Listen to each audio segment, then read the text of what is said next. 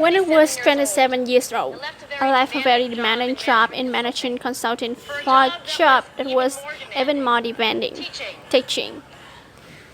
I went to teach 7th graders math in the New York City public schools. Unlike any teacher, I made quizzes and tests. I gave out homework assignments. When the work came back, I calculated grades. What struck me was that IQ was not the only difference between my best and my worst students.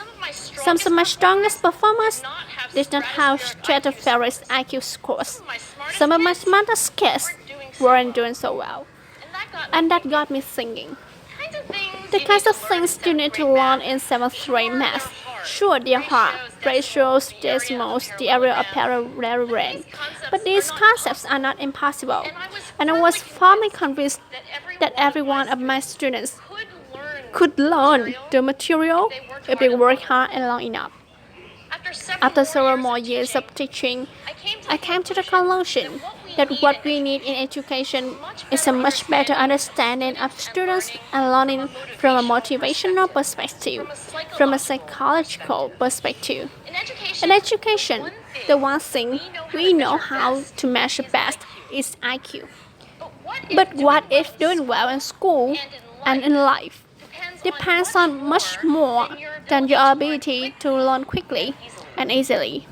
So I left the last room and I went to graduate school to become a psychologist.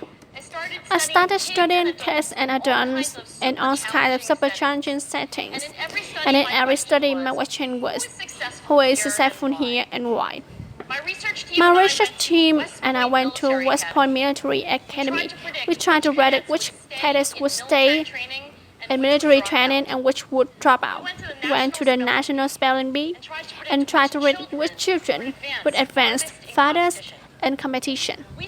We studied rookie teachers working in really touch neighborhoods, asking which teachers are still going to be here in teaching by the end of the school year, and of those who will be the most effective at improving learning outcomes for the students.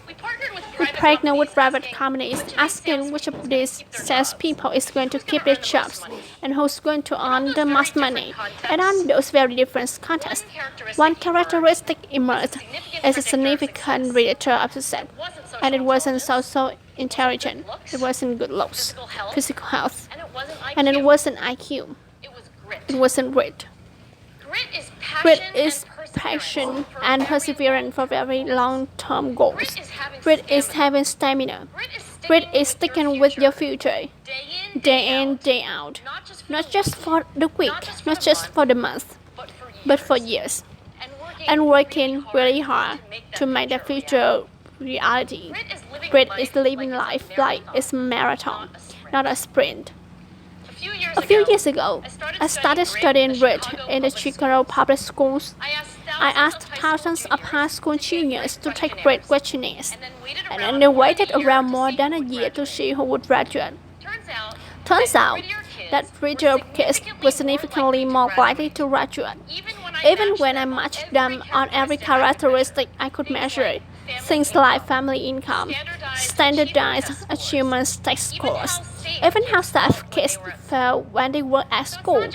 So it's not just focused at grit. It's also in school, especially for kids at risk for dropping out. To me, the most shocking thing about grit is how little we know, how little science knows about building it. Every day, parents and teachers ask me, how do I build grit in kids? How do I do to take kids a solid work ethic? How do I keep them motivated for the long term? The honest answer is, I don't know. What I do know is that talent doesn't make you gritty. Our data show very clearly that there are many talented individuals who simply do not follow through on their commitments. In fact, in our data, grit is usually unrelated or even inversely related to measures of talent. So far, the best idea I've heard about building grit in kids is something called growth mindset. This is an idea developed at Stanford University by Karen Dweck, and it's the belief that the ability to learn is not fixed, that it can train with your effort. Dr. Dweck has Dr. shown Dweck that has shown that when kids read read and learn about the brain and how it trains and grows in response to challenge, they're much more likely to persevere when they fail because they don't believe that failure is a permanent condition. So growth So growth mindset mindset is a great idea for building grit, but we need more. And that's where And that's where I'm going to end my remarks because that's where we are. That's the way that stands before us. We need to take our best ideas, our strongest intuition, and we need to test them. We need to measure whether we've been successful, and we have to be willing to fail, to be wrong, to start to start over again with lessons learned. In other words, we need to be gritty about about getting our kids grittier. Thank you. Thank you.